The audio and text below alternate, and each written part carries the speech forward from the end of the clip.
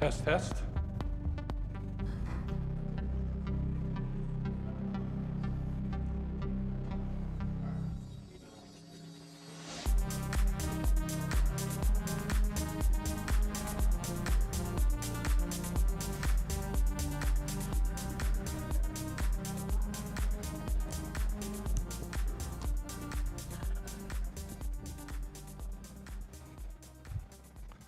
Like my intro music there, that was all right, huh? Good morning, everybody.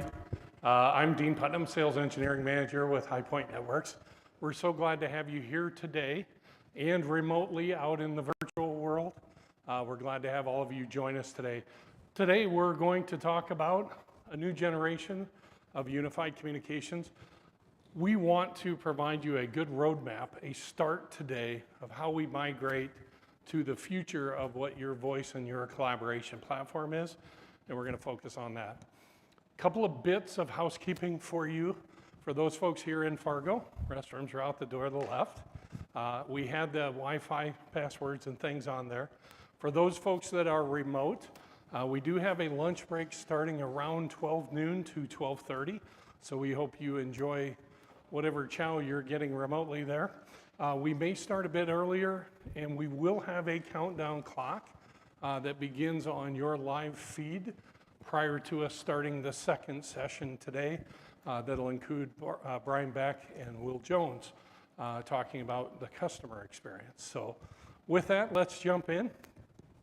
Let's take a look at what is unified communications. This is a definition that's been around for years, and it includes a telephone system, the ability to have a client to do some other forms of collaboration, instant message chat, to be able to do some cell phone twinning, to get calls off-site, and maybe even have a mobile client that works on your mobile device, your smart device, to be able to take your phone off-site.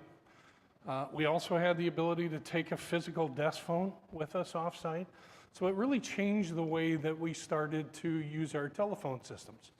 And then along the way, we had this thing called COVID that came along and hit us. And despite the fact that we at High Point have been talking for years about, hey, you've got all this really cool stuff, it became a reality that we needed to accommodate the mobile user, that we needed to be able to change the way and the culture of how we communicate both internally and with our customers. So what's happened is with most of our voice platforms today, all of these items have really become table stakes. We have that ability to chat internally. We have that ability to make phone calls, possibly even to do video conference sessions and share our desktops with one another as we communicate and collaborate. And then the basics of call history and unified voice messaging, voicemail to email, and that it shows up there. I can really manage that from any of my devices without only having to delete it here, and then I got to go delete it there. And then the mobility, having the soft phone client on your PC, having a mobile client on your smartphone, being able to take your phone off-site. So we really consider these table stakes, and whenever looking at a new voice or communication platform, these things should be a given, right? So that we're gonna talk a little bit more about some enhanced features and some capabilities today that might help generate a direction for your organization. But really, we want to be able to accommodate any device, anywhere, at any time. So let's do a quick history review. What happened to all those phone systems we used to have? All those little digital systems for our small and medium customers, even getting up to the big enterprise shops, Awatsu, Intertel, Panasonic, NEC, all these guys were our bread and butter, Nortel, Astra over in Europe, and some of these still exist today in a totally different incarnation. But for the most part, most of these folks are simply out of the business altogether. We don't have that fallback to go to simplistic telephony like we used to. So let's look at the big boys. Avaya, formerly AT&T, Lucent, if you remember. They've been purchased by RingCentral coming out of a bankruptcy. They still exist, and they still have a viable product. They still do some premise-based systems, but make no mistake, there's a heavy solicitation towards the cloud now, and they're a totally different company than they used to be. Our friends at Cisco have switched entirely to a subscription model, so whether you want to buy a cloud or hosted solution for them, or stay with an on-premise solution, you no longer will be able to own your licensing. It will be a subscription from now on. Our friends at ShortTel, a product that we provide to a lot of the folks here in the room and a lot of you remotely. Let's have no illusion about where that is today, remembering that that runs on Tappy, which is the API that generates its running ability, if you will. And Microsoft has discontinued that a while ago. And so at some point, we do know that this system is going to require another look. We want to make sure that we're proactive and that we get in front of you and start having that conversation today so that we don't let it sit and wait until it's something that you have to hurry up and take care of. And we're kind of left with the situation where Mitel's flagship product, their My Voice Business, is the only one that's kind of left standing right now, the only one that still is that premise-based compute. But there's a ton of other platforms and a lot of options for you to explore, including that one possibly, to make sure that we can kind of get a course of action to go. So let's jump ahead here. I don't know why my clicker isn't working. Okay. There we go. So what we're left with is a statement that simply says it's reasonable to expect that in the next couple of years, you're either going to consume the product that you have, including some of the ones that we have on the list, or you're going to be on an entirely different platform altogether. Does that sound scary to you? Is that something that is off-putting? As possibly why a lot of you are here today, and you kind of know that. But the bottom line is there is some good news. And the good news is we've got time. We've got time to explore this. Even if it's the platforms we talked about or some of the new stuff that you want to look at, we have time. But let's spend that time wisely. Let's start having that conversation with you today. Make sure we know what options are out there for you. So, how do we know when it's time to transition? Well, whether it's today or in the future, we're on a current path today that is your current platform. And parallel to that is whatever that new platform is going to be, and how can High Point Networks help you transition over from the current path you're on to what we're going to end up on? What is the new culture of your business? And what are some of the driving forces behind that? It's time. We're ready. We want some new features. We want some of the fancy things that we're hearing about out there. We're ready to do it today. Possibly a little further out, a lot of you are facing, should we upgrade? Should we add hardware? Should we put money against bad if we know our system's going to be end of life sometime soon? This is a very difficult and hard conversation to have, but we need to have it with you. Possibly you're expanding, you're adding more staff, or you're just simply going to ride the wave until what you have is end of sale. Either way, that's probably still going to be in the somewhat near future. What are some of the things that we need to vet out? What are some of the things that we're going to need to know when it is time to have that conversation? How do you guys receive your phone service today? Are you in a long-term contract with a PRIT1? Are you moved to SIP trunking? Are you having that conversation today while you're also not having a conversation about the phone platform? Maybe it's time to bring those together. What are your phone numbers? Do you have DIDs? Do you not today? How do you want that to be? Do you have a lot of rural locations where we may not be able to port numbers? Do you need to keep all the numbers that you have? Do we need to take care of analog devices, fax machines, Polycom conference unit, credit card machines, postage meters? Do we have overhead paging? Is there other accommodation that still is going to remain irrespective of how fancy we get with the system that we propose? Do you need the physical desk phones? It's one thing to say that we're going to go with all soft clients on our desktop. That's a pretty big culture shift. And is it going to be easy for your folks to acclimate to it? Because we're moving their cheese pretty big when we switch your platform out altogether. How's your networking infrastructure, especially for our SMB folks, our small and medium businesses that might be running on older digital systems? Have we upgraded your cabling? Have we taken a look at whether or not you have the proper switching and things? Have we looked at some of your network settings? And if we have remote workers, are you going to require them to route through your company for security? Or are you going to allow them to just have an easier route out? Speaking of security, whatever we do, we want it to be paramount, especially you folks that are getting web, forgive me for saying, what's the right word for insurance today? Not web, cyber, thank you, cyber insurance. You've got requirements that you have to meet and need and exceed. Let's not forget about your voice, because it's simply another application running on your network.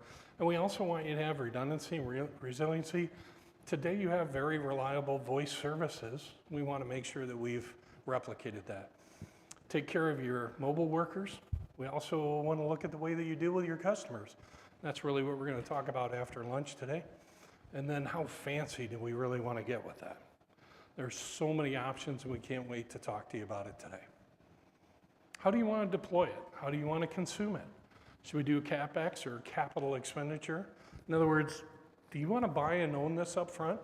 Do you want it to be an asset that you can depreciate? Do you want it to be in your back room so that you have full control and management of it? Or do we want to look at it as an operational expense and say, you know what, I'm tired of running servers in my back room and the cost that goes along with it.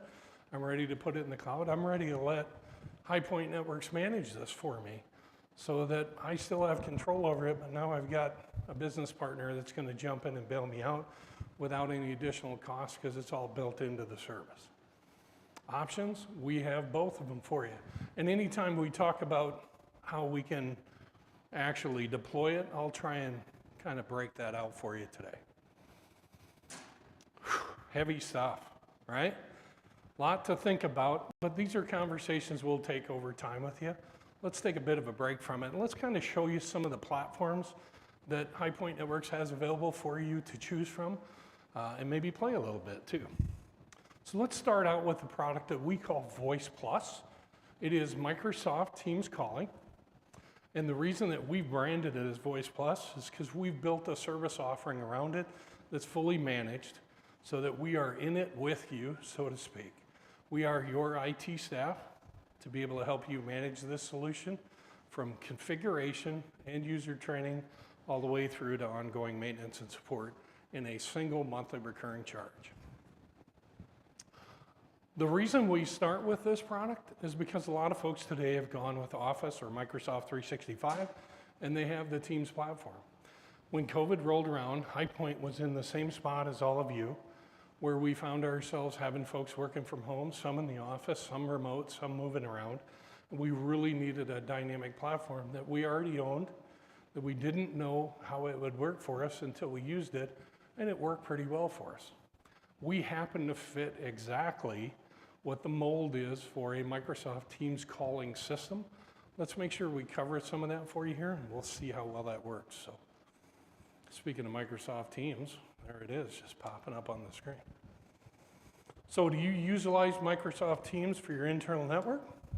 That's question number one. In other words, are you using it for your instant message and chat?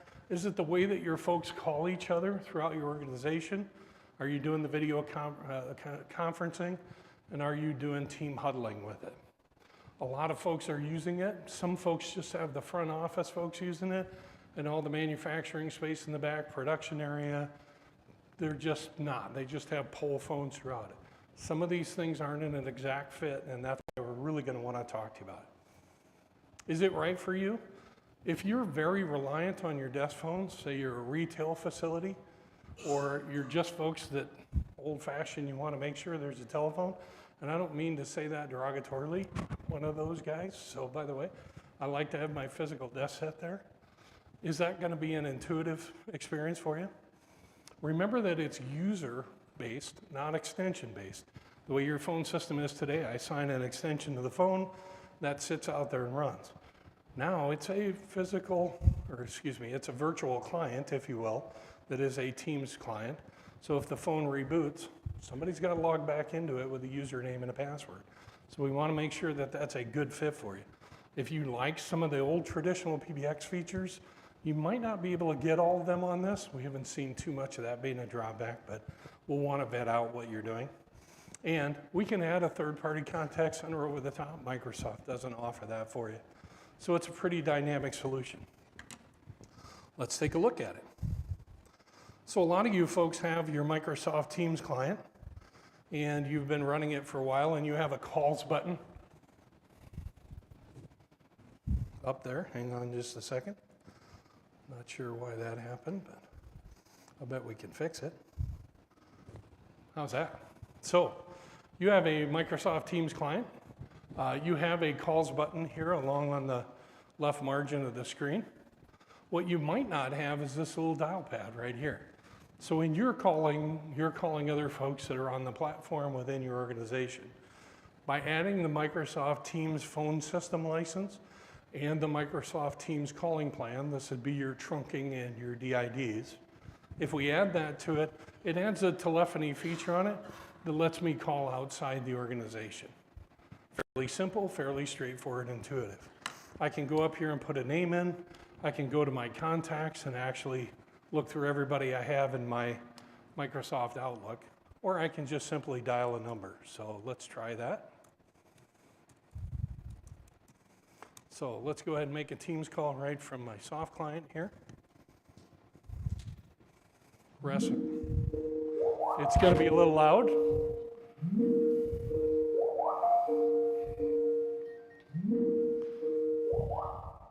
So let me go ahead and answer that. Sorry about that. Sorry, Alex. Surprise. So I'll go ahead and mute myself here. So I'm in a Teams call. So why does my screen look a little bit different than my video conference? Well, obviously I'm not in a video call. I'm just in a Teams call. So I don't get my camera view here.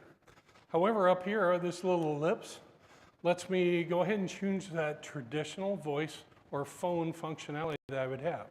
To be able to put the call on hold, to do a warm transfer, to do an immediate or cold transfer.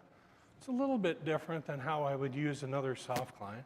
If I want to conference somebody in, just like in my video conference, I would go to people and I would add them in, right? Fairly intuitive. If people are using Microsoft Teams today, that's going to be that big a deal. If I go to put a call on hold, it just simply puts the call, starts a timer for me. When I'm ready to take it back off, I resume. All of this done from the client, okay? But I keep telling you that you got a telephone experience that we can use out there. So I'm going to go ahead and disconnect that call and save everybody's ears a little trouble there.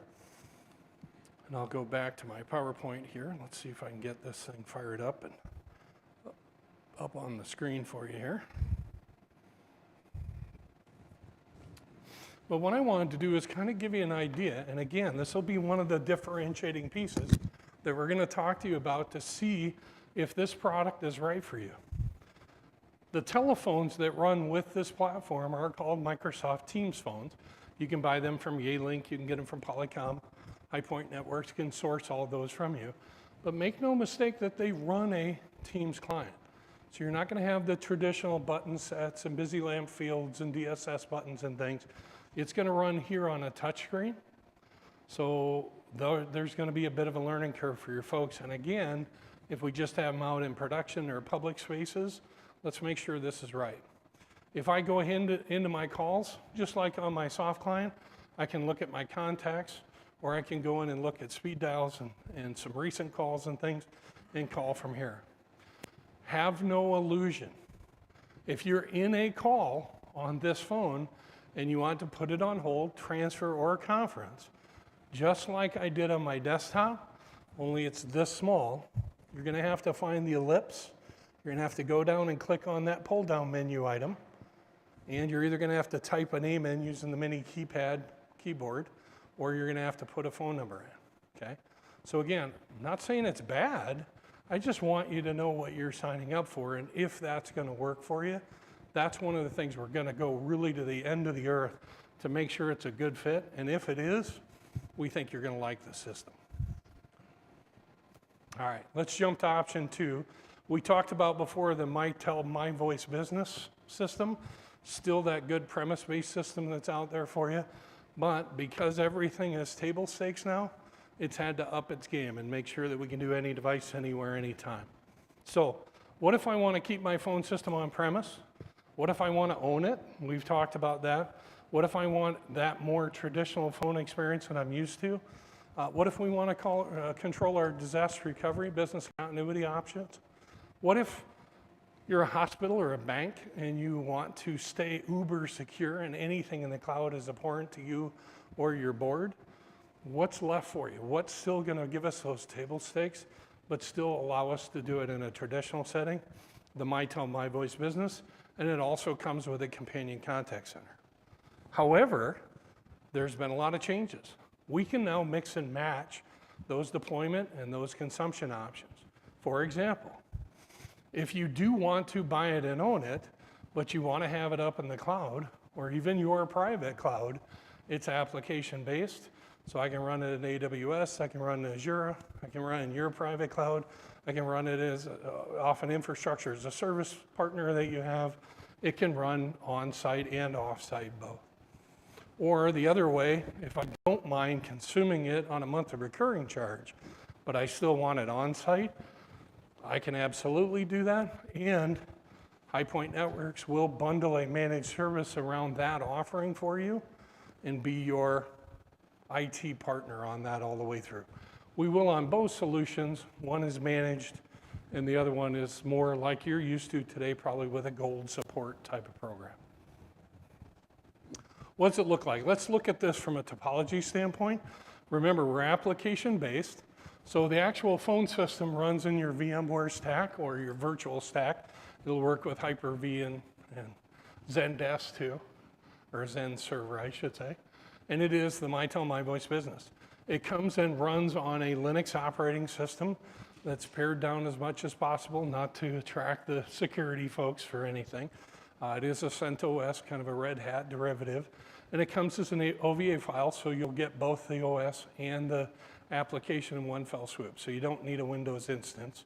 And that runs and doesn't take much of a footprint at all on your physical host. And that's the intelligence of the system. That becomes your single point of provisioning, what some people call a single pane of glass. The truth is you now have a single portal that you can go into to configure everything on your network. If we still need to accommodate physical connectivity to your traditional public switch telephone network, like POTS lines, PRIT1s, and or you've got a large implementation, say a bank or a hotel, or excuse me, a hospital or hotel, where you still need accommodation for a lot of analog devices, or just for overhead paging, in some cases, will require a physical gateway that resides there. Remember, if I don't have the trunking, I can still accommodate the analog devices without putting any physical hardware in whatsoever.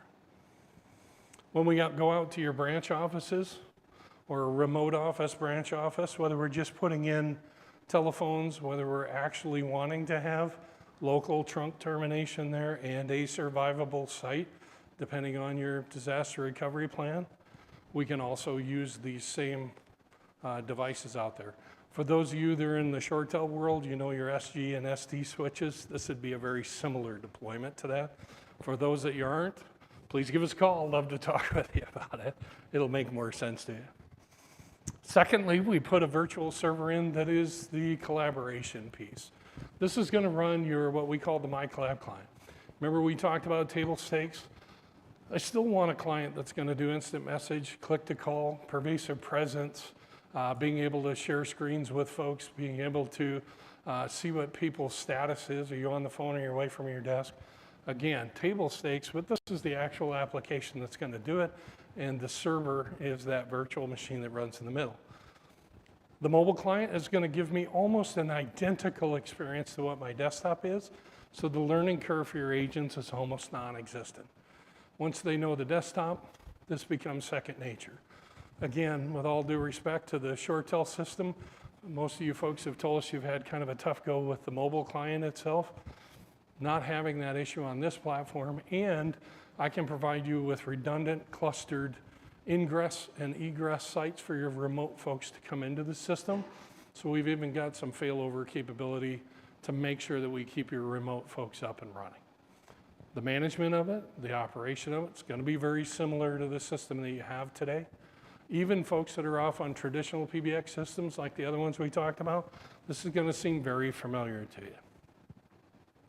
Lastly, it runs our unified communication system. Our voicemail to email.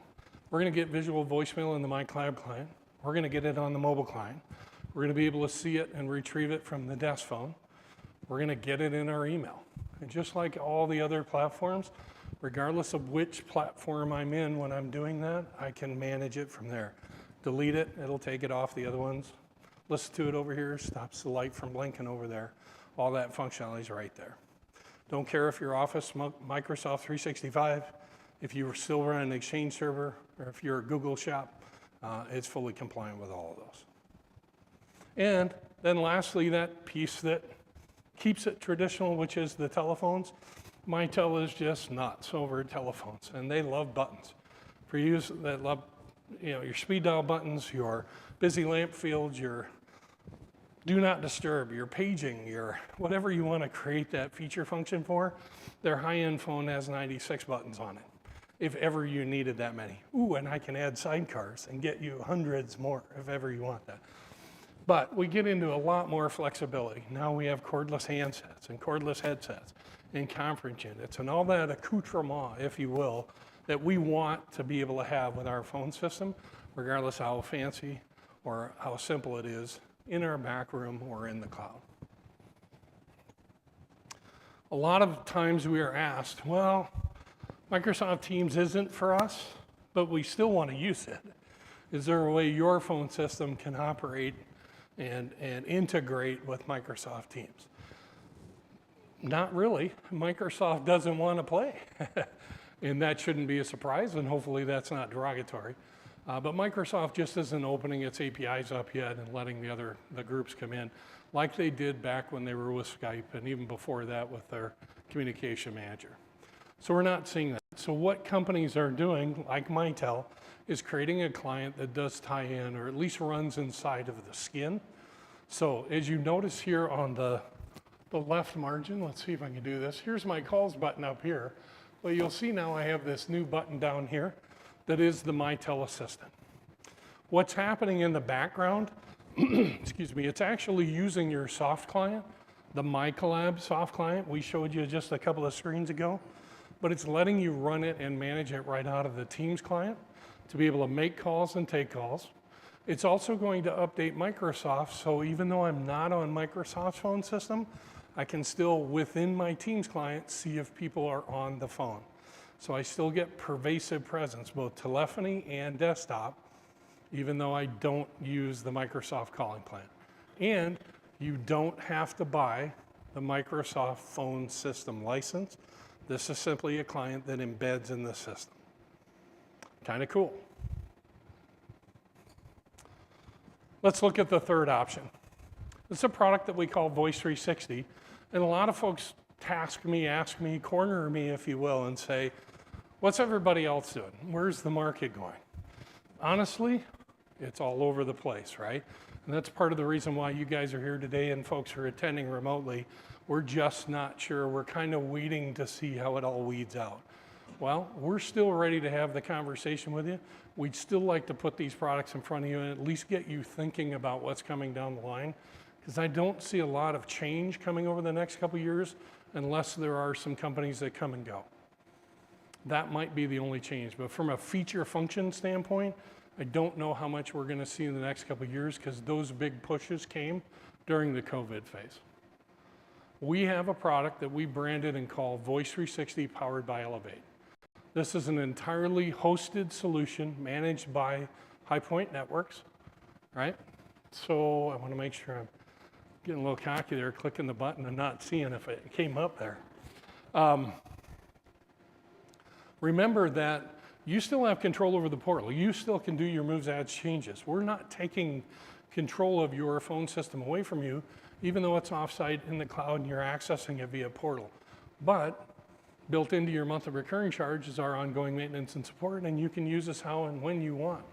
Mary gets married and her name's no longer Johnson, it's Smith, and you want somebody to change her name in the system, put a ticket in. You can send it in to us via email through our ticketing system, or if you need it done right now, pick up the phone, give us a call. 24/7, right? We've got you covered on any of these from a managed service standpoint. It's a whole new way for you to examine the way you run your phone system on any of these platforms, but certainly on this.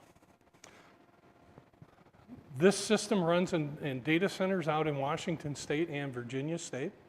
So we've tried to make it as geodiverse as we possibly can and have them far away. So a singular weather event, possibly a terrorist event, possibly anything that we can imagine that could take us down is pretty much mitigated because of the distance between them. In addition to it, they are private data centers. We're not running in AWS like 8x8 was when Log4j hit. We're not running in a public cloud like when Ring Central went down a month ago because of a DDoS attack. We're running in private secure data centers with a 5 nines SLA. That's your expectation for your MPLS connection. You're not even going to get that with your internet connection, right? So we want to make sure that you're getting that reliability that you expected out of a premise-based system with a cloud solution. Trunking's included with it. So this is one where we have to be careful for those of you folks who have places that I can't port your numbers. We're going to have to be creative with that. Or as our friends in the back room tell me, soon we will have that. Hopefully looking at the end of this year to be able to accommodate non-portable areas. But there goes your phone bill. There goes your long distance charges because it's built in and included in your monthly recurring costs. The full UC feature set. Just what we talked about, all those table stakes we're going to play in a second. And it's still going to take care of that traditional telephony. And it has a companion contact center. It's ready to go, and you are truly any device, anywhere, anytime.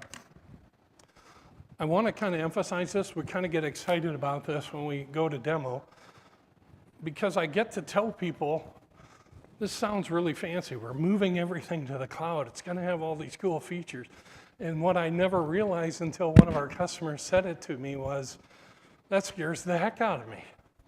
The one in my back room with the T1 coming from Midco or from CenturyLink, Lumen, or it ran every day. I might have had a problem once every 3 years and had to call the phone company and they were up in an hour. This scares me to death. That's why we want you to see that I can have an expectation of reliability and I can build in some redundancy with this system so that you can have that trust and faith in it moving ahead. Also, one of the other things we get is, my folks use telephones. I know it sounds fancy and half of the young guys on our staff are gonna go to the desktop client, but for the rest of us, they're gonna want a telephone. Well, guess what? I can still get you a phone. I can get you a phone that has buttons on it that I can tell that Mary's on the phone because it lights up when she goes off hook. I can get it where it logs me in or out of a group instead of having to do it on my desktop. I can do it all on my desktop too, but I still have that same functionality. I can park a call with it. I can put a call on hold. I can transfer with it. I can do everything I could do when I had a proprietary telephone on a premise-based system and more. That's got Wi-Fi. Ever took your business phone home, had to sit in the basement where your cable modem is in the dark and the cold? Well, I have Wi-Fi upstairs where it's warm and bright. Now I can just tie it into the Wi-Fi. Right on the screen, it'll find all your available networks. You put your password in, bink, you're up and running. Comes with an AC adapter. Don't need PoE, don't need, when you take it home. How many of you IT folks had to send somebody home with a phone and then you had to handhold and pick in hours, hundreds of people? Life gets simpler. It has those traditional buttons.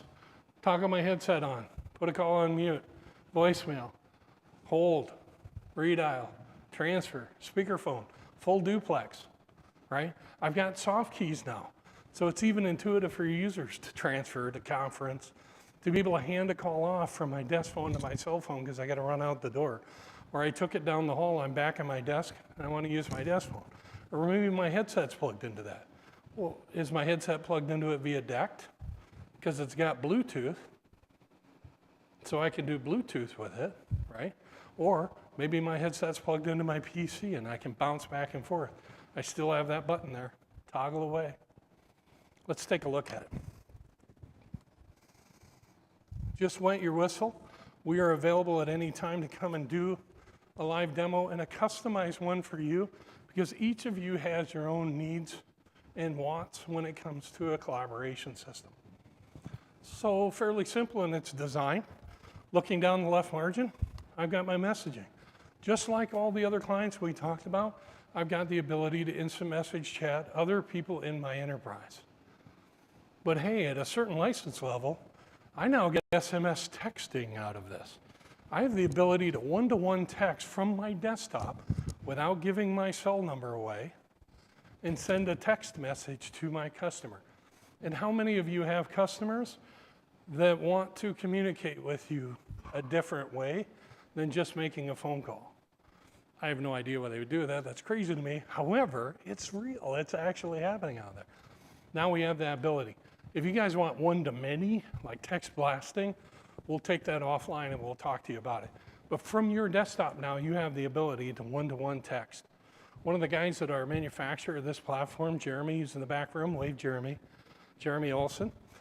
Jeremy has this platform, but he's not a High Point Networks guy. So I have his set up as SMS, and he's running it from his desktop. So even though we're on two disparate systems, it's like we're instant message chatting each other.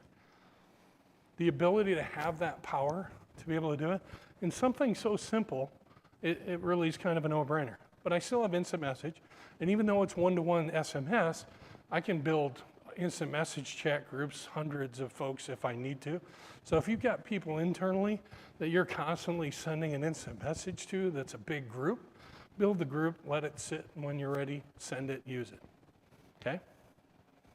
Also, I have the ability to do all the video conferencing that you want. Just like in Teams, you don't need it, I've got video conferencing here. And when I do a video conference here, and I take notes, when it's done, it sends the email out to everybody with the notes in it. So we're not taking a picture of the whiteboard anymore that we had a Teams meeting on and forwarding it out to everybody. The system does it. It records, it transcribes, so you can go back and say, that Dean guy was talking about voice 360 something, search for it, find it, go to that part in the video or in the transcript, pull it up, look at it, share it with people, use it as a training device. And just the intuitiveness of it, you know, in Teams, we got 50 people on the screen and then somebody shares their screen, that's big. What if I want to move people around? Well, I got to pin people and unpin. Now here, just click on it, they're big. Click on the other one, they're big. You want everybody equal? Click on the same one that's big, equal. I mean, it's just intuitive. Annotation, drawings, lines, anybody can join in. I digress. Apparently it's advertising for me behind the scenes here. I also have the ability, very similar to OneDrive, to be able to have a repository that's secure for your folks. So if you're not using Microsoft, this is going to give you some of that feature functionality too. Call history, again, table stakes, we've got it all here. But you'll notice any screen that I go to, I have the ability to call people from it, SMS or instant message chat them, depending whether they're internal or external.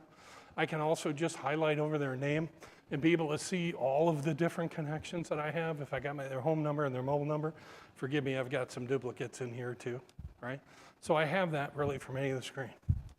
Taking a look at voicemail, again, full unified messaging. It's gonna be in your email, it's gonna be on your desktop, it's gonna be in your mobile client, it's gonna be on your telephone. I can delete it from any of them. Check this out. Like Teams, I have the ability now to have transcription that goes with it. That transcription also follows over to my email, right? So I have that capability right there. I can play it back right from here. I can play it back on my telephone. I can play it back to the mobile client, play it back on my email. Again, however you want to run it. This is what's really neat, is down here, if I decide I want to make mark it as unread, it immediately tells all my other clients and my phone to treat it like I've never touched it. My light starts blinking on my phone again. I've never had a platform be able to do it, even though it should. It doesn't have that two-way. That's all built into it here. And then finally, my contacts. Being able to pair it with your Outlook contacts, your mobile device, personal contacts, be able to add contacts on the fly. It's all right there. I get a full dial pad right there too.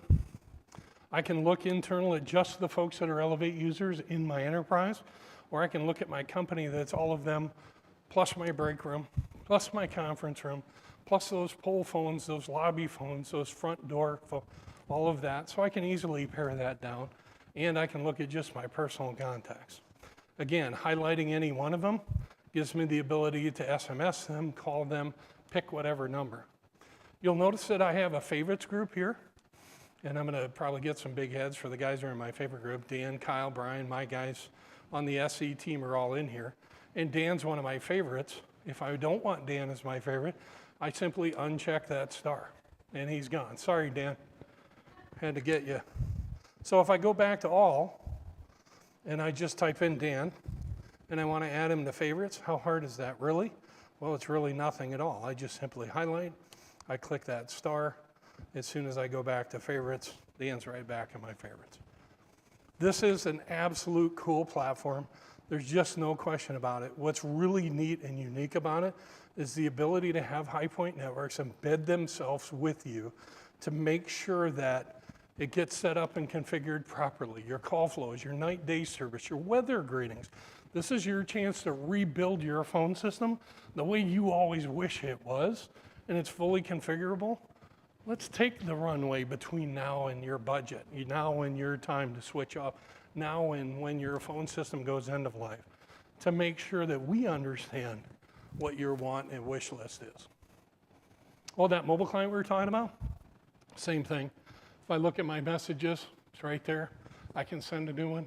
If I want to look at my call history, if I want to go into my voicemail, see the transcription, play it back, if I want to look through my contacts, and who cares? Video is video. I don't care what device you're on. Maybe this doesn't have as fast an internet speed as my desktop, but I still have video. I still have a microphone. So like Justin sometimes driving down the road in his camper, all of a sudden this curtains start moving and you're like, oh, that's weird. And then a bridge goes overhead, right? We're on these things. We can be mobile. Tom down in Texas, always available, right? Or not when he doesn't need to be, okay? So want to make sure I don't care what platform you're on, tablet, mobile device, desktop, desk phone, and any of those devices inside or outside of your network. Any device, anywhere, anytime. What's next? Well, like we've talked about, get with your HighPoint Networks account executive, and let's begin that conversation. Let's start talking about how we transition you from this path to this parallel one that's running alongside of it. How can we make that easy? Let's not waste the time between now and somebody saying, sorry, your product's gone end of life. Good luck to you. Hurry up and make a decision. They'll certainly have an idea for you. I don't know if it fits you. And wouldn't it be nice to have explored that ahead of time? We need to make sure that we've also done a great plan on how we can phase you from where you're at today to where you're going. Because sometimes we can't just cut it all at once. Sometimes we have to bring a couple of sites on at a time.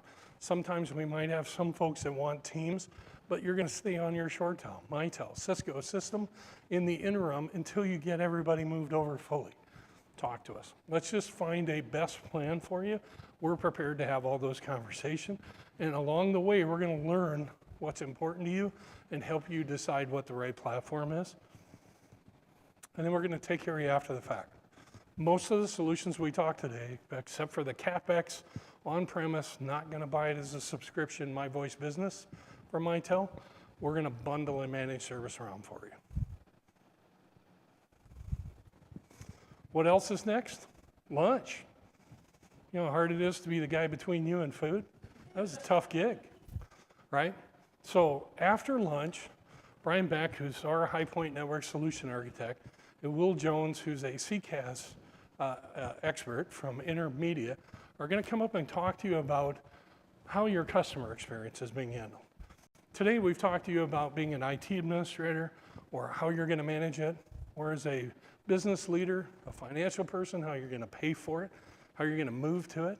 And we've looked at it from a user experience, at least a little bit. We'd like to spend some more time playing with you and showing you some really cool things on that. But we haven't talked about what it's going to do for your business.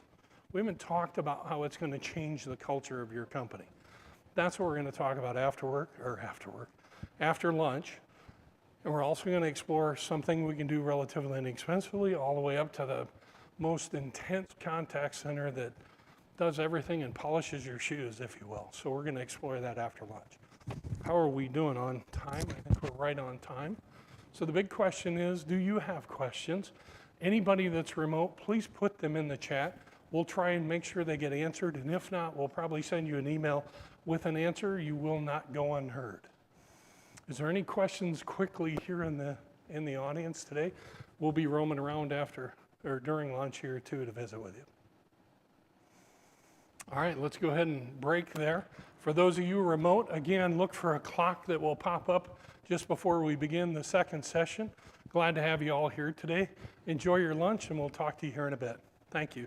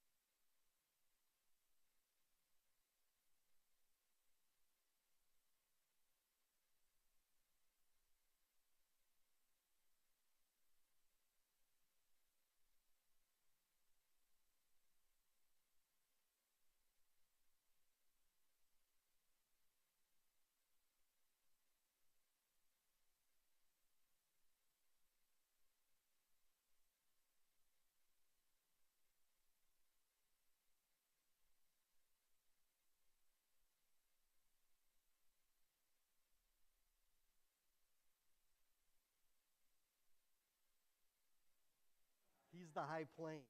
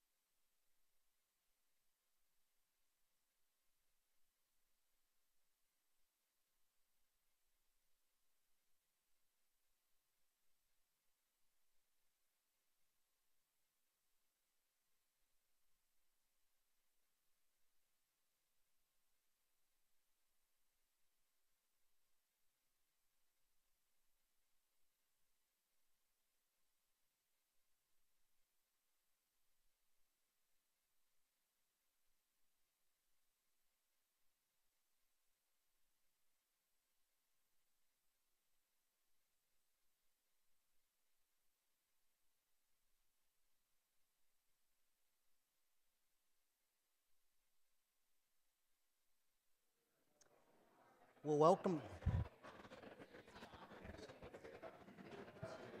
welcome back, everybody. Hope everyone enjoyed lunch. For our people joining us remotely, we're going to get started here now. Hope you had a good lunch. Dean said that he had the hardest job, which was doing his presentation standing between you and lunch. I kind of feel I have the hardest job because now everybody had lunch and they're ready to doze off a little bit. But my name is Brian Beck. I'm a unified communications architect focusing on contact center. And that's what we're going to talk about here for about the next 45 to 60 minutes. So the first question is, why? Why are we talking about this? Why is it that every time I come to something talking about phone systems and communications, they always gotta drag that guy at the end to talk about a contact center? Why do I even care? Why didn't I just leave after lunch? Okay, so I'm gonna tell you why, and I'm gonna go through the things that maybe give you the business requirements that drive you to consider adding a contact center, okay? So if the requirements we go through don't fit your business, get up and leave. I'm not gonna be offended, but let's just start with what those requirements are. Okay, do you have customers? Okay, now you might not call them customers, you might call them clients. If you work for the city, you might call them citizens. If you're in healthcare, you might call them patients. But do you have people outside your organization that interact with you? Some examples, and these are the typical ones. Do they interact with sales? Do they interact with technical support? Do they interact with my customer service? If I'm in healthcare, do they interact with my scheduling department? Okay, so if I have that, if that's you, just think about your business. If that's you, and if you have some external entity that wants to talk to one of these groups of people, come into a group of people, you might be a candidate for a contact center. In my way of thinking, every organization has that somewhere. And if you don't, please come up and see me afterwards, because I want to use you as an example in my future presentations of one place where it doesn't fit. Okay? So you might say, well, can't my phone system just on its own let me deliver interactions to those groups of people? And the answer is most definitely maybe. Okay? Most definitely maybe. Because over the years, the lines between what a PBX can do or a phone system and what a contact center can do, those lines have become blurry. Blurry. Okay? Well, thanks, Brian. Now I'm more baffled, confused, puzzled. I don't know what's going to go on. What do I need to do? So let me help you. We're going to go through a little comparison chart of the different features that you might need to meet those business requirements and say, can a phone system do it? Or do I maybe need to consider adding a contact center? We're going to go through that. But standard disclaimers that we've got to have. This is a comparison to the features that you would get on most phone systems and the features you might get on most contact centers. Remember, those lines are blurry. Okay, we've got a few other disclaimers. Past performance is no guarantee. Your mileage may vary, and batteries are not included. So, here's our comparison chart. Can I deliver a call or a chat or an email to a group of people? Remember, that was the business requirement. Sure, both of them can do that. Can I queue that caller, make that caller wait if I don't have somebody? Sure, both can do that. Can I play music or give them some marketing messaging? Absolutely, both of them can do that. Can they take a message? Sure, they both can do that. Can I get some reporting on it? Oops, got a little difference here. Typically, a phone system is going to give you limited reporting. Mostly things like counts and averages. How many people called? How many people are holding? What's the average waiting time? Okay, that's what a phone system can do. The contact center can go into so much more detail. It gives you all of the basic phone system reporting, but adds things like, how long do people hold before they hang up? What's the average amount of time that they'll hold? What's the longest amount of time that they'll hold? Much more detailed information. Same thing then with the historical reporting. Contact center counts and averages and limited, phone system. Contact center, cradle to grave. What's my average speed of answer? How many rings before I get to the call? How many agents do I have in queue? What did Brian Beck, as a technical support person or a customer service person, how many calls did he handle? What was the call about? Maybe I can tag that call and say this call was a customer complaint, this was a sale, so on and so forth. Callbacks, this is a big one, and maybe you've experienced it. Have you ever called in and they say all agents are busy? If you'd like to call back in the order that it was received, press 1, you give them the number, and then when they have an agent available, they have you call back. That's good customer service. You might not be doing it, your competitors are. If you take one thing away from this part of the presentation, it's this line right here, multimedia. I'm not talking voice contact center only. I'm talking about chat off your website. I'm talking about the ability to SMS text, to take emails, and don't forget the social media. I'm going to give you a real-life example. I have a plane flight to Allegiant, for Allegiant to go to Phoenix for a wedding. They canceled my flight.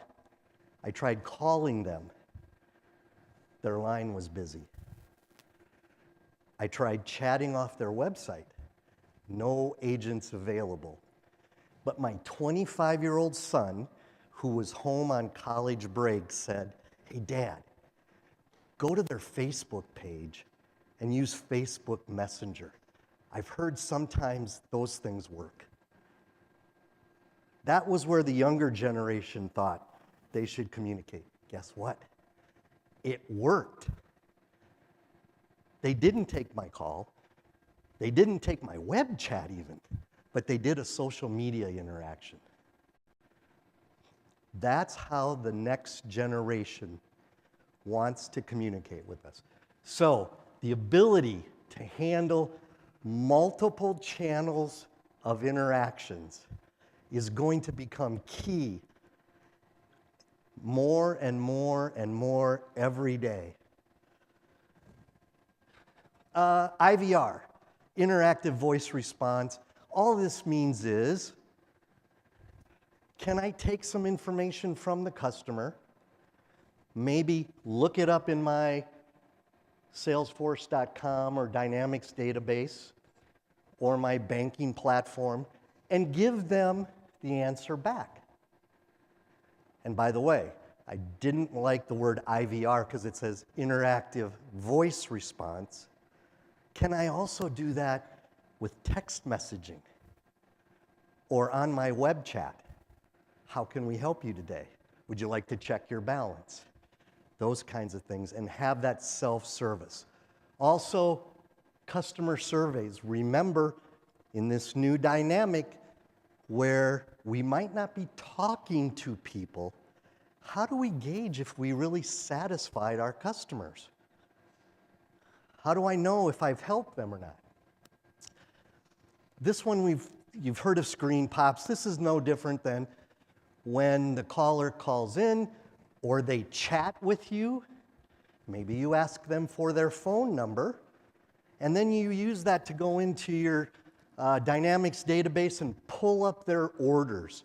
And when that interaction is delivered to the agent, they have that information right away. And they answer it this way: "Hi, Brian, thanks for calling. I see you have 4 orders. Are you calling about one of those orders?" That makes a connection between you and your customer. Okay? That's what the organizations of tomorrow will be doing. Positioning queue, estimated wait time. Again, typically not a phone system function, usually always in the contact center. This is an important one too that people don't really think about as much. The ability to handle that chat or that email or that phone call based upon the current conditions that are at the time. In other words, maybe if your average wait time is more than 2 minutes, you may want to play a message or send out a text or respond to the chat that says, "We are experiencing longer than average wait times. Please try again later," or if you'd like to do something else. So you take what's going on real time and make routing decisions based on that. Again, that's a contact center function, not a phone system function. Outbound dialing. I'm not talking about robocalling, although you can do that. I'm talking about targeted business reaching out to customers via phone or text. We're working with a customer right now. They had a brilliant idea. They lease apartments, and they do it all over the country. What they're going to do is they know when they engage with a renter whether or not they rent to them or not. Okay? To those that they don't rent to, they put them on a list. And 10 months later, 2 months before their lease is set to expire, they call them back and say, hey, we weren't able to help you last time, but how's your current lease, and would you like to reconsider us again? Quality management and scoring. This is, again, to see how your people that are interfacing with your customers, clients, patients, citizens, how are they doing in their job? Are they asking the right questions? Are they being courteous? Do they do some things that you want them to do on every call, like saying, is there anything else I can help you with before we move on? That's usually a contact center function, not a phone system function. And then for the bigger organizations, you can do workforce scheduling. You can look at your call volumes historically and see that if you're a campground, most people make reservations in March, April, and May. But I don't get a lot of reservations in September, October, and November. How do I adjust my workflow and my workforce? So, that's just a generalized set of requirements that can kind of help put you in one or the other. If you just need the top 4, you're good to go. If you're thinking about any of those other ones, and especially the multimedia, you might want to think about adding on a contact center. So let's take a little closer look at this. We have Will Jones in the back is going to come up. Will is from Intermedia, and he has 30 years in the contact center world on various platforms. So he has a wealth of experience for that. He came up from Dallas and struggling with the cold a little bit, Will, right? Yeah. Not liking it, so let's give a warm North Dakota welcome to Will Jones.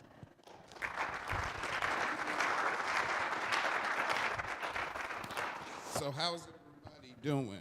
Can you guys hear me? So how's everybody doing today?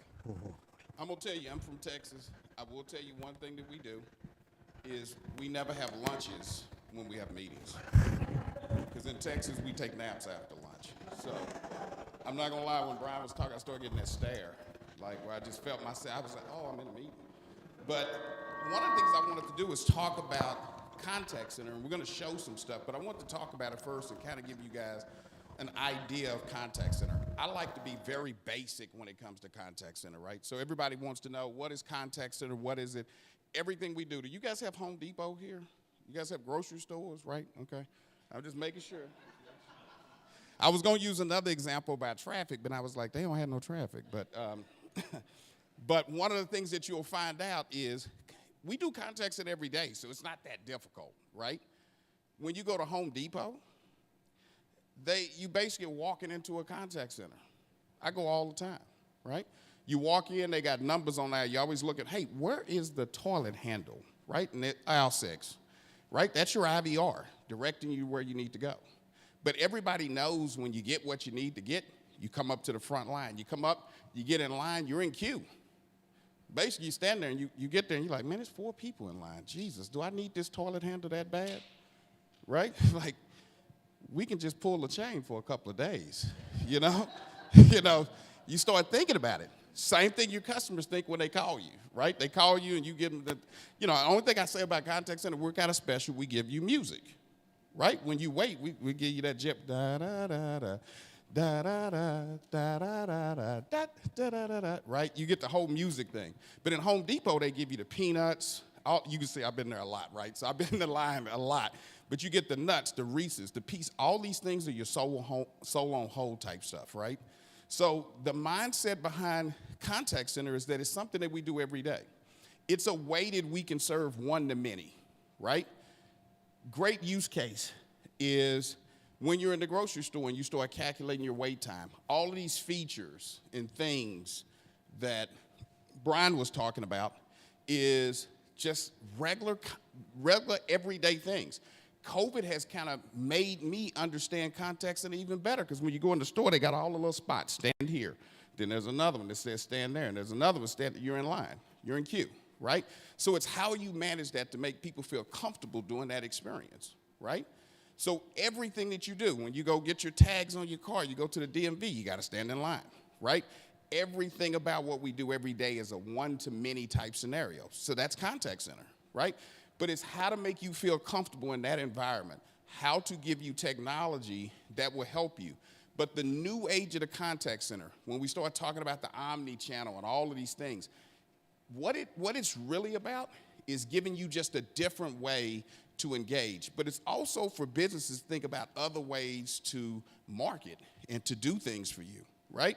So periodically, we went through stages where before we had a contact center, we had a call center. And in a call center environment, it was mostly about phone calls, right? Now that we've got a contact center, we're adding all these different types of media in, right? I'll give you guys a funny story, and it's basically about the omni-channel. My daughter went to college, and I have a hard time letting go money, right? So she was in college, and they would always register for school. And one of the first things you do after you register, then you have to pay, right? So my daughter called me up and she said, Dad, I registered. You got to go make a payment. And you got to make the payment by this date or I lose my classes. I'm saying, okay, great. I'll make the payment on that day. So that day she started calling me. She started at like 1 o'clock. I was on conference call. She was like, Dad, have you paid yet? Nope. She called me about 4 o'clock. Dad, you paid yet? Nope. And she called me. She said, why aren't you paying? I said, look, I'm going to pay. They said I have to midnight. I'm going to pay at $11.50, right? I'm going to try to get as much interest as I can before I give my money, okay? And she was like, that is the stupidest thing. So then I actually called, and I had a question because I was like, this seems a little high. So I called, and I was sitting on hold, and my daughter called me about 10 o'clock that night. Dad, will you pay? She was even talking to her mom, like, can you get him to pay? So I called. I'm sitting in queue, and I'm listening to a little music, and my daughter calls me back. She was like, what are you doing? I said, I'm on the phone. I have a question. She goes, why in the world are you on the phone? I said, because I have a question. And she was like, why? But why are you on the phone? I said, because I have a question. And she said, why don't you go to the website? You could just chat with them. You never have to wait. Now, I've been selling contact center for a while. I was like, yeah, that's a pretty good idea. So I went right into the chat. I got right through to somebody. I asked my little questions. I was like, this is pretty cool. I was like, I sell it, but I don't really use it, right? So it's all about generating that whole thing. But in the sense of contact center, what it's created too, not only just the omni-channel, but for your businesses, right? One of the biggest things that you're going to understand from what we are doing in the contact center space is creating a whole movement for contact centers becoming a little bit more offensive than defensive, right? A little bit more proactive instead of reactive. Right now, you're in a scenario, the reason why we got to have all these tools and contact center costs more than a phone system does is simply because we have to have all these tools because we don't know what you're going to call us for, right? So we've got all these tools to take these inbound calls. But the biggest way a business will generate revenue to the bottom line, right, is to figure out a way, instead of you having to call me, why can't I reach out to you? One of the biggest things, one of the largest customers we have is a company called LA County. Everybody knows LA County. It's the second largest municipal healthcare in the country. And when COVID hit, they had a massive problem. They have a pretty big contact center, but one of the issues they were having, they were getting 700,000 calls a week. They just could not handle it. They started thinking about outsourcing, right? And Richard Rodriguez called me and he said, Will, what can we do? We're being overran. And I said, Richard, all that stuff we've been talking about before where you need to flip and you need to get on offense instead of being defense, here's your time. And he was like, well, what is that going to do for me? I said, people are calling you. They want to know if I test positive, what do I do? Where do I go? Where can I get tested at? All of this information. He was like, yeah, but we got to service these constituents. I said, absolutely. But why can't you call them instead of them calling you? They just want to know. Why can't you call them and tell them where they can go get tested? Why don't you call them and tell them instructions for what to do if you test positive? What do you need to do? Why do they got to call you to find a location? Why can't you call them and tell them a location? It's called being proactive instead of reactive, right? We put that scenario in place, drove his call volume from 700,000 calls inbound, right? We did about 8 million calls of outbound a week, right? But we drove down his inbound call back down to about 100,000 calls a week, which is where he was primed to be, right? But we served his community in a way that made everybody productive, right? The people got the information they needed, they felt comfortable, but it's more about being in an outreach level than it is being in an outbound level. Outreach, every time we send a campaign out, the reason why we're reaching out to you is to give you a path back to us, okay? I'm not just calling you, you know, the old predictive dialer where you get the call and you answer, hello? Hello? If you say hello more than twice, you just hang up because you know it's telemarketing, right? I mean, I'm like so good at it, I'm just like, hello? Hello? I'm not doing it, right? I already know what that is, right? So the whole part about outreach is I'm going to send you some information, whether it's through a text message, whether it's an email, whether it's a voice call. But it's to always give you a path back to me. So I may call you and tell you where you can go get tested, but if you have questions, you can press a digit or you can respond to the SMS. And now you're going to be connected to one of my resources to help direct you on what you want to do, right? So it's reaching out to bring you back in. So the multiple goals behind the platform of what's changed us from call center to contact center is simply the ways by which we interact. And the reason why contact center is so important now is because we have different demographics, right? You're talking to me. I'm a phone call guy. If you want to do anything with me, you got to call me, right? But then you have millennials. And all your millennials, these are the email people. You want to deal with them, you got to email them. Everything's an email. I talk to people, send me an email. I'm telling you now. Why I got to send you an email, right? And they're like, send me an email. No, I'm telling you, right? Then you have your, what I call Gen Y, which are my kids. And everything is a chat and an SMS. So how do you be an effective contact center? You gotta be able to communicate with people the way they want to communicate, right? You can call my kids all day. You will not sell them anything. But you can send them a text and say, you can now buy a $2,000 phone for $30 a month for the next 24 months, and they will connect to that, right?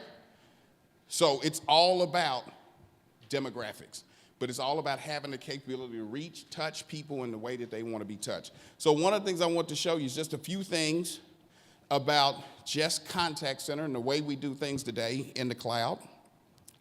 I always tell people too, hold on one second, let me log in here. I always tell people,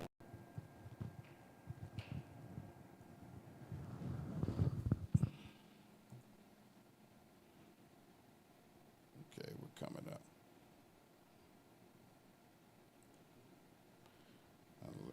So I always tell people about contact center and CCAS, right? So two differences. One of the things that you have with contact center is the premise-based side.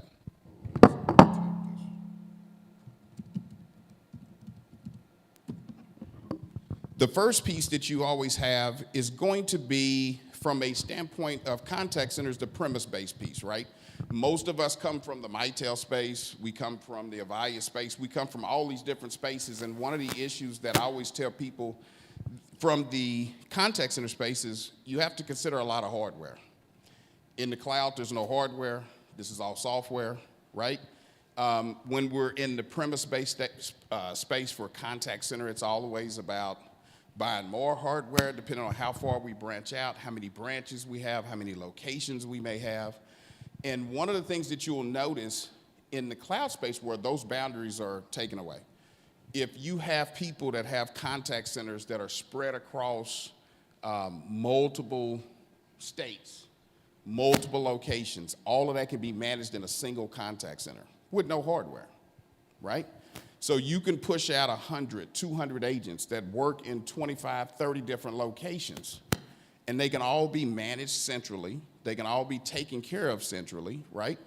And it can all be reported on, set up, tested, everything, and there's no hardware, right? Everything is managed in the cloud. So one of the things that you get with cloud that becomes, I'm just trying to take this in. Yeah. Hold on 1 second. Let me check. Maybe he forgot his password. It's possible.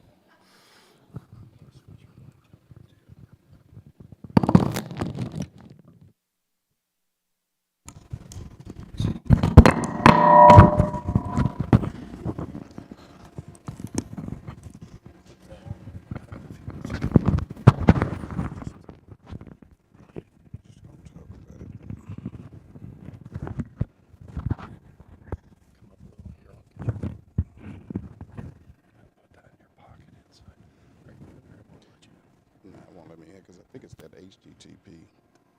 Yes, this is what.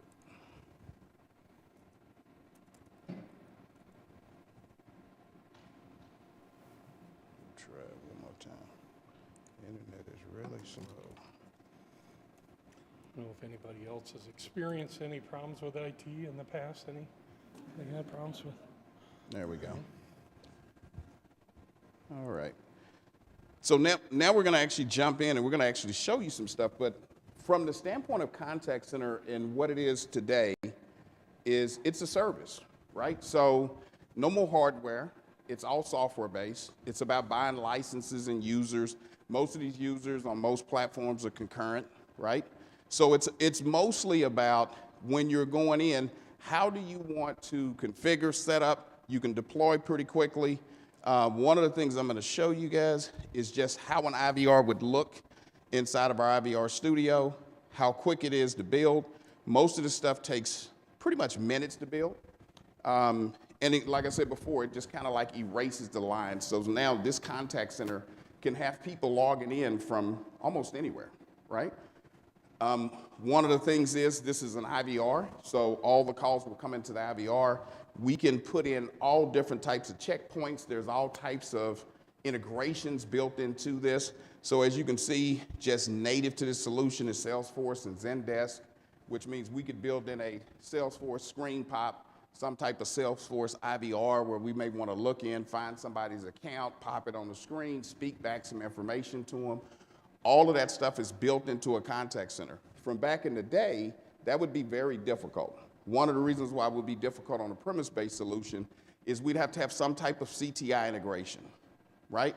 Now, if you know anything about integration, one of the problems with CTI is that in a CTI environment, one of the issues you're going to always have is that CTI is proprietary to each manufacturer, right? Mitel has like the Mitai connection. NEC uses InfoLink. Avaya used to use ASAI. You know, you've got all these different ones. When Nortel was still here, they had Meridian Link. Everybody's got their own CTI. So you'd have to actually write to a proprietary CTI. In the cloud, everything is standard space. Everything is a web app. Every application nowadays that's being built is going to be a web application, right? So things like Salesforce. Now you can log into Salesforce, put your whole customer's profile in, manage your forecast, do all of these nice things within Salesforce. We can integrate all that in. So when a customer calls, I can actually pop their account right on the screen. But any type of REST database, whether you're using Monday, Microsoft Dynamics, whatever it may be, we can integrate those right into your contact center, right? So from a call flow standpoint, it's pretty simple. Everything in the cloud is going to be demystified, basically. What we mean by demystifying it is to make it crazy simple, right? Make it very basic so you can manage it yourself, right? We don't want to have anything where you can't manage your solution yourself. So we've tried to demystify the whole situation. Everything is point and click. Everything's pretty easy to do. You can build in menu options. You can bring in integration layers. All these are just check statements, and all of this is managed from a portal, right? So you can access this portal. Another thing in Cloud Contact Center is no more paying for supervisor licenses. No more having name licenses. No more of the whole thing of having to pay to have access to manage it, right? This access is free. You can have any number of people. It's all roles-based and permission-based where people can log in, manage their contact center globally right from one spot, right? All of your agents can kind of log into this solution. So it's just building this out, setting it up however you want, and you can actually see as we have built-in menus here, you can actually just go through and you can see the other call flows. Most of these call flows are very quick to build. Everything's just drag and drop. If you wanted to change out where this option went, you would just simply cut it, you change it, and it would be changed that quick, right? You would actually execute this, save it, it would actually write this, and within 3 seconds, this would take effect, right? So it's the beauty of having it right in your hands and be able to manipulate your call flow, how you build things, how you set stuff, how you bring new departments on. It's a non-event now, right? If you have a premise-based system, the reason why it's mostly a non-event is because you could build this in a silo in a sandbox, still be using your premise-based system. Test it out, do everything you need to do, and once it's tested out and you've got everything working, you just switch your number and you're ready to go, okay? So from the cloud perspective, I've told people that for me, this is a very robust, very complex solution that has been really simplified down to make it really easy, right? Menus, prompts, everything can kind of be taken care of right from here. So you can kind of see the screen, and I kind of broke out all the panels so you can actually see everything, but we have everything pretty much in here, even where you do your recordings, your workforce management, every feature that Brian brought up can be managed right from this portal. Reporting, cradle-to-grave reporting, if you guys wanted to look at some reports. Most of the cloud platforms are really big into reporting. This is a cradle-to-grave reporting solution, but it's not just cradle-to-grave in the sense of back in the old days when we dealt with Mitel and Avaya being cradle-to-grave and Nortel was cradle-to-grave and you know, you had your ShoreTels that were cradle-to-grave. This takes it to another level because this is event-based plus cradle-to-grave. Well, what does that actually mean? If most of you guys understand contact center at a basic level, you'll understand that even when you looked at RFPs or when you talk to customers, the first thing they would always ask for in any type of contact center is reporting. And they would put a statement in it that said they wanted in 15-minute intervals. The fact that they said 15-minute intervals lets you know that it's what we call a bucket-based reporting system, right? It means they put everything in a bucket, they sift it over 15-minute intervals, and they give you reports, and they report on that data. In our world, we do event-based reporting. What that means for you is that there's no limits, right? So anytime you put something in a bucket, you got to say what the minimum is and what the maximum is, right? In our world, since it's event-based, we report on everything. We allow you to sift it how you want to sift it. We allow you to tell us what's important, not us make that decision for you. So what that means is that I'm going to report on everything that comes into the contact center. Everything. I can tell you every event. So what it means is it's not just cradle to grave from a historical standpoint, but it's cradle to grave even from a real-time standpoint. So real time, I could look at a call and I could tell you exactly where it's been, who they talked to, and where they are at right now. If I'm remote, I can monitor calls. I can pretty much do anything you want it to do.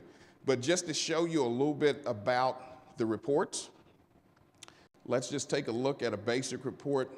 You'll notice that some of the stuff that we're doing now in reporting, since it's event-based, we're combining multiple reports. So one of the nice things about cloud as well, it has a lot of different elements built into it. So what it does is allow us to take data from multiple places and compile it. What that means for you, what it ends up looking like is a report that you used to run back in the day where you'd have to run 6 reports and then you'd have to export it out and then create a report on your own, now can come in the system all in one. right? So with this report, I basically ran an agent overview report. And one of the things that most of the time you'll get totals. And you'll get the standard contact center analytics, right? But one of the things we did is we actually put a agent report along with a queue report, as well as what we call classification, which are dispositions or tagging of calls. We put all of that data in one report, as well as we've given you even their occupancy, and we've given you their state by time, right? All in one report. So now you can run a report and you can get a whole picture of what an agent did in one report versus running 6 reports to get to one report. Because the biggest question for reporting used to be, can I export the data? Because most of the time you'd have to take multiple reports, export the data, and create your own report in Excel, right? Our goal is to take that away, right? So how do we do that? It's with the amount of data that we're capturing. Because we're event-based, we're tracking every event, we're tracking everything that's presented, as well as emails, anything that's coming into the contact center, SMS, chats, whatever it may be, we're tracking all of that in the contact center. So this is just to kind of give you guys a little idea. The other parts that you can have in the contact center, dashboards, just real-time dashboards, how much data you want to see, how much control you want to have, even from just a standard like supervisor type environment. It's all about how much do you want to see and how much you want to control. So we have monitoring pages, and even in this whole contact center piece, one of the things that you'll notice is we can show you stuff from a 30,000 foot all the way down to a 500 foot view in your contact center. So at the top, we have global statistics, which would be for your whole enterprise. If you had 100 agents spread out over 50 states, you could see the whole enterprise as a whole.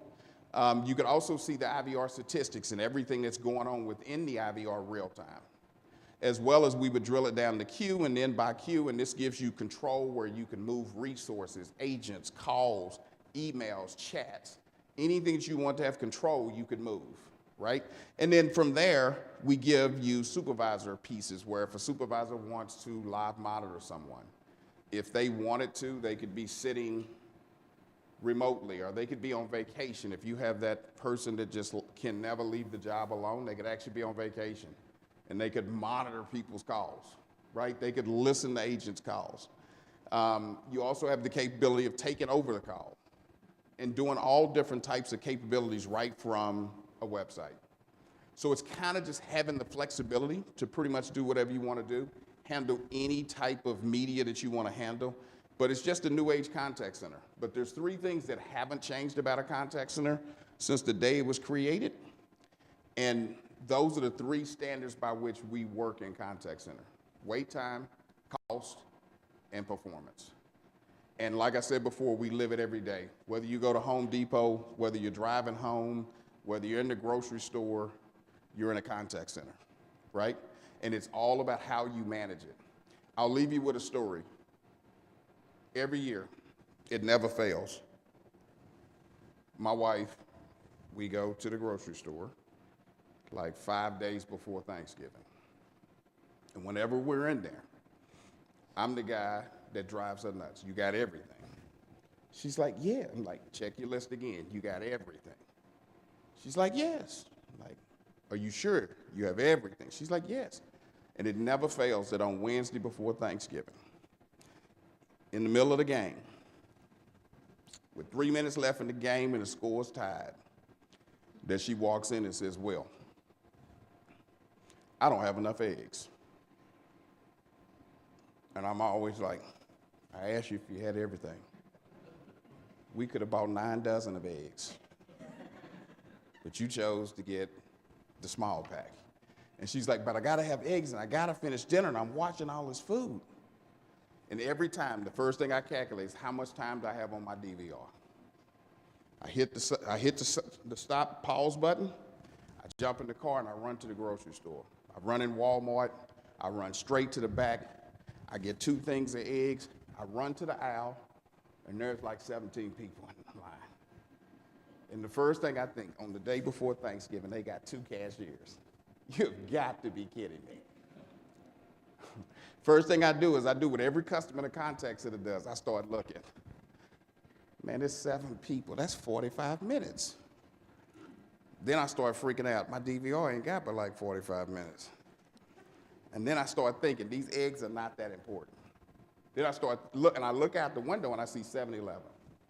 I can go to 7-Eleven and get those eggs. And then I hear this little guy in the back of my mind go, but well, them eggs is $4.72 at 7-Eleven. I'm like, I don't care. You know what I mean?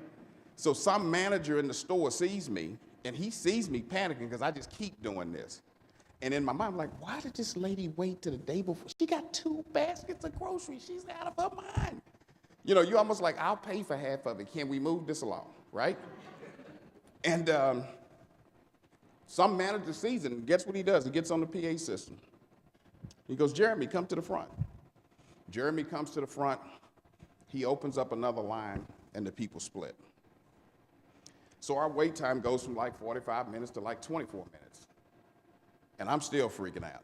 This is ridiculous just for some eggs, right?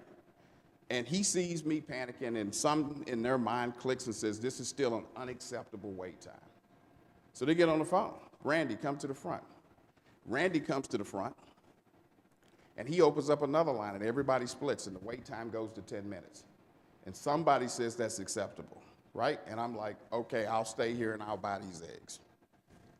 The problem with contact center is grocery stores figured out how to run contact centers in the 60s, and we still struggle today. Because that same scenario, what grocery stores did to change that whole scenario, same situation, Will's in line. He's got this excruciating wait time, right? They see it. They say, Randy, come to the front. Randy comes to the front, but one of the things they learned, because they got to manage the cost and the wait time, right, is they had Randy come to the front, and instead of Randy opening a regular line, he opened up an express line. People like Will was happy because the wait time actually went to 8 minutes instead of 9 minutes, but they only had to double their costs to get a better wait time than they did by tripling their costs to get a reasonable wait time, right? So grocery stores figured out we have to learn how to group people with like needs to create a customer experience that is both acceptable to our customer and to us. So today, as we build contact centers, we have to think of them in a way of things that we do and we live every day and how we want to be serviced. So people ask me, well, what about that third piece, Will, the performance? The performance is nothing but a measurement that says, do you have a happy customer? And that in itself encapsulates what a customer experience is. Thank you, guys.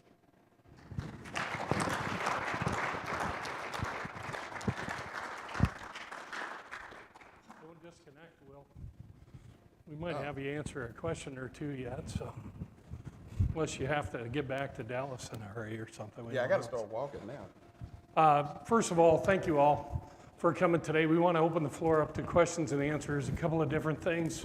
Remember that all the solutions we've talked about today, High Point Networks can support as a managed service for you as well.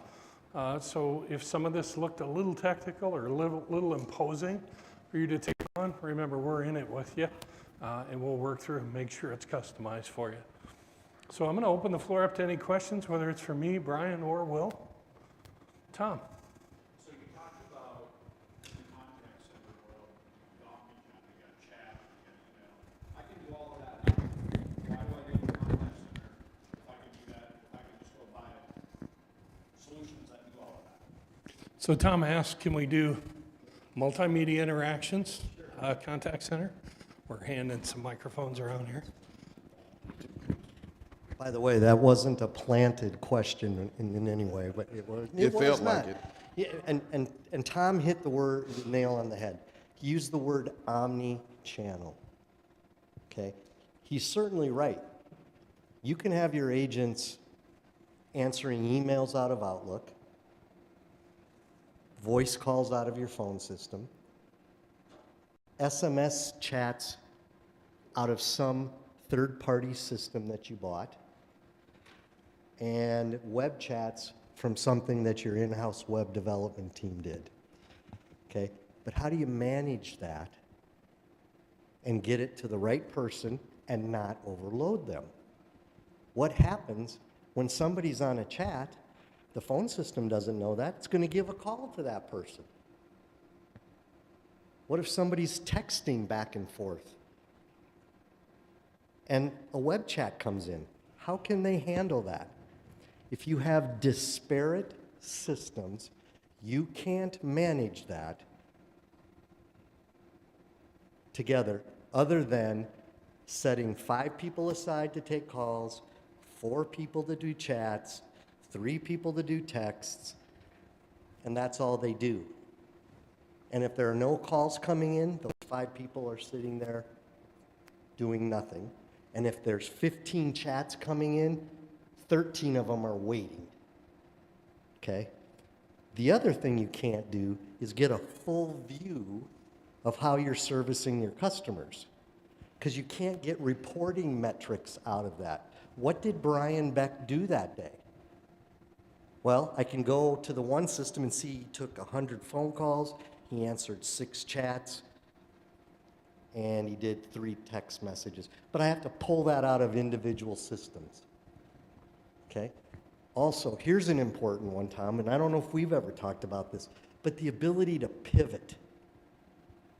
To pivot. Somebody's on web chatting with you or texting with you, and it's just going back and forth, and you're not getting the results you need. You say, hey, can we talk? Can I just give you a phone call? Because you probably have their number. They gave it to you when they started the chat, or you can see it on the text message. And if they say yes, you hit the button, their phone rings, and now you're talking.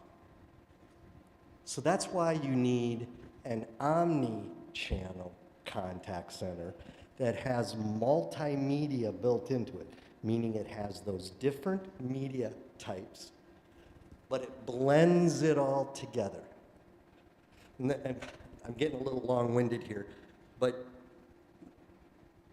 you would find out there are some times that ringing phone isn't as important as that email message that you got.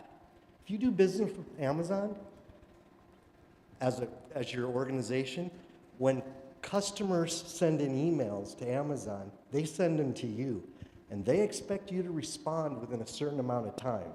And if you don't, they deplatform you. You can't sell on Amazon anymore. That email is maybe more important than that phone call. So it's the ability to handle all those together. I'm going to piggyback on something a little bit there, maybe take us a little off course, but remember with ring group, hunt group, advanced hunt group, work group, what Brian showed you might be part of your PBX. A lot of companies are saying, I want to make sure that my customers, somebody talks to them. I want a body to answer it. I don't want it automated. So they ring a group of people. Well, let's hope somebody's there in the group, that they're not all out at lunch. Do you have them logging in or out of the group? Is there anything that makes sure that that call gets answered? When we go to a contact center, it puts a little fear in folks right away, because we're trying to get that caller, that customer, that interaction type to the one right person, not just blasting it out to a group. As you guys know, if we set up a distribution group for email, that if we just blast it to everybody, nobody answers, because we assume the other guy's got it, right? So we want to make sure that our customers are taken care of by ensuring that they go to somebody that's logged in and available to take the call, even if we might have to queue them because we don't have enough resources right then. It's just a different way of thinking. Not saying the group mentality doesn't work. Let's make sure we have an opportunity to talk about it, and that whatever is decided works for you best. Okay? And the other part of it is you should be able to track and find that interaction pretty quickly. You may have all these disparate systems that you're tracking calls on, but then if somebody calls back in and says, well, I talked to Brian, and this guy Brian told me this, how are you going to go find that? It becomes very difficult. That could have been 2 weeks ago, and you're looking for Brian, but he actually came in through a different number or a different service, and it's like, how do you know? How do you tie that back? Number 2, how do you know that you're actually responding to all of these emails? Because if you put them in a general delivery mailbox, now I can cherry pick them as an agent. I can pick the one I want to talk to and the one I don't want to respond to. How do you validate that I actually did it? How do I find it quickly? Everything is about being effective, not necessarily efficient. A lot of products will be based upon efficiencies versus effectiveness, but it's being able to track it, being able to validate it, knowing what your people said to them is crucial. So being able to archive, report, and be able to track it is what's the most important piece about bringing it together. Not just being able to interact, but being able to track those interactions. Those two answers were what I was looking for. I was kind of thinking specifically about the one we put together up north, where they'd have people emailing, "Where's my product?" They'd have people calling, "Where's my product?" Getting answers, but in different time frames. And if they're in a contact center like they are now, they can go back and say, "Oh, is this related to this project?"